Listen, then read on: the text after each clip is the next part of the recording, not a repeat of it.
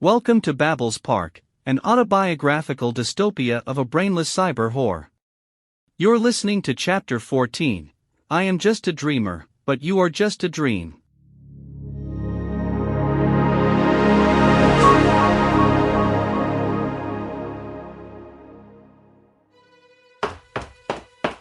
David ran down the hall, not knowing where he was running. Around the corner should be the elevator to the lobby, but where was it now? Or had he run in the wrong direction? All the corridors looked the same, a maze without a center. His stomach was queasy, and in his head he tried to form an idea. What he was experiencing he knew from old movies, or was it just déjà vu? What had Olga put in his cappuccino? What had he signed? Or had it all started earlier? A delicious buffet was set up in the next aisle, and David angling for a salmon sandwich as he passed. As he bit into it, he tripped over cables and a transformer, and a bright searchlight beam was directed at him. Cut. Who's this? Someone asked from the darkness. David froze to a chewing frame. An extra stealing from the catering. The Indian unit manager explained to the director. Please join the others in the lounge. I'm in the wrong movie. Then you better leave the set immediately. The calm remains. Am I in a silent movie? Asked the camera woman. Now everyone was talking in confusion. I cannot work like this. The director exclaimed, slumping in his chair as Baby Lon pulled David into the service elevator. Is it you, or a copy? Are you the same as before? How should I know? You are completely confused.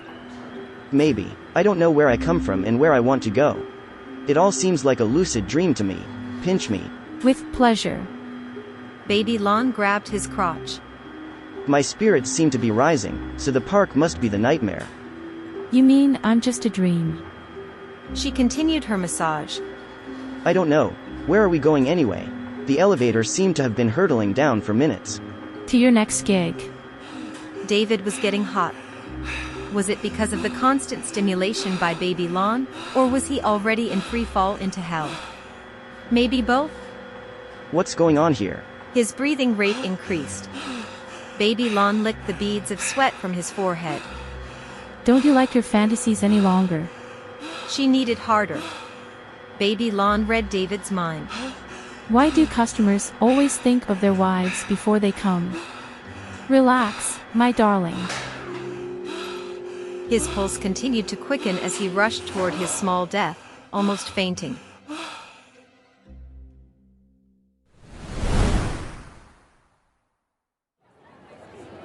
I was now standing in front of the Take No disco, and had no idea what I wanted there, but something drew me to this place. I joined the queue of visitors. The bouncers did not let everyone in. After my entrance, I had to take off almost everything to match the style of the club. When I finished, a dirty old man gave me an appreciative look, and I joined the crowd deeper.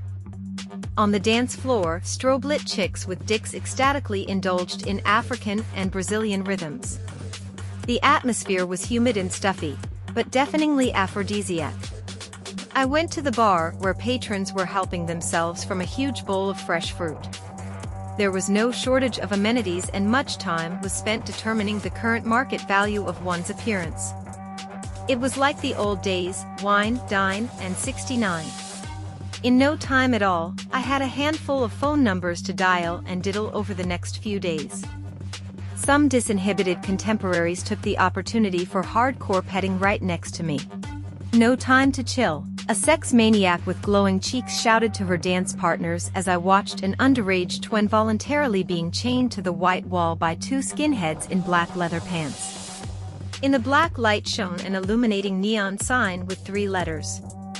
LSD, meaning, let the 60s die. In the meantime, I had to pay tribute first to a talented gigolo, and then to my bursting bladder. The pressure rose so excitingly that I had to stop to pee Prosecco. On the way to the toilet, I passed dark rooms with large screens showing slow-motion videos of Californian surfers, the last days of the GDR, the fall of the Berlin Wall, and larger-than-life bronze statues. All hell broke loose in the restroom. Everything you didn't dare do on the dance floor took place here. On my trail through Sodom Minor, I passed a few threesomes before finally finding an empty stall. Relief. Then a teen stuck his head through the door and quoted Carlo Carges, songwriter for the German rock band Nina. He who hears butterflies laugh, who knows how clouds taste, who will discover in the moonlight, undisturbed of fear discover the night. He becomes a plant if he wants to, a beast, a fool, a wise man, and can travel through the whole universe in an hour.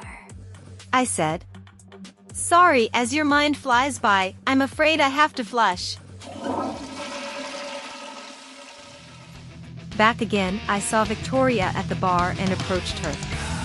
Hi, do you remember me? Sure, how about a transcend dance? She took my hand. Are you calling it a day? What do you mean? Do you like the music? I would prefer something more intimate. Victoria flipped some internal switches, so to speak, and the beats faded to blues that crawled under my skin.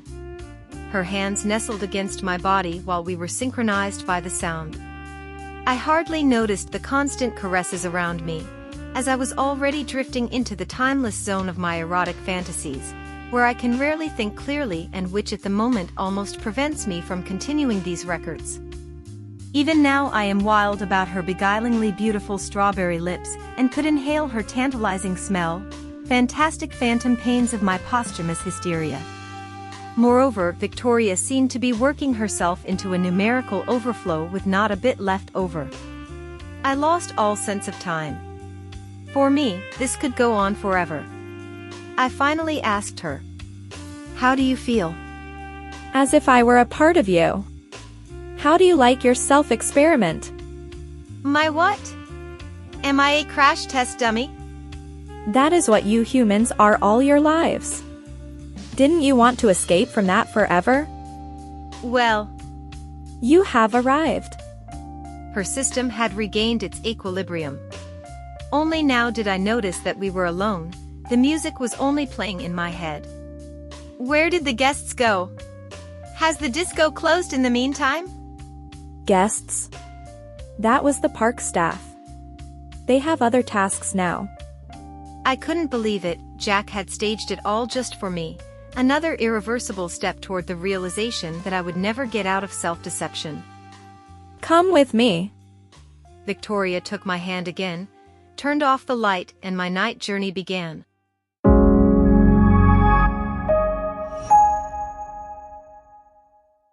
You listened to the 14th chapter of Babel's Park.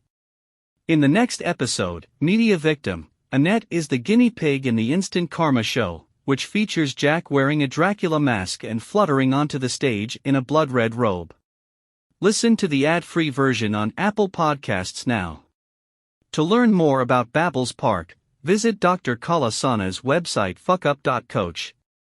And to let us know what you think of this series, we look forward to your review on your favorite podcast platform. Thank you.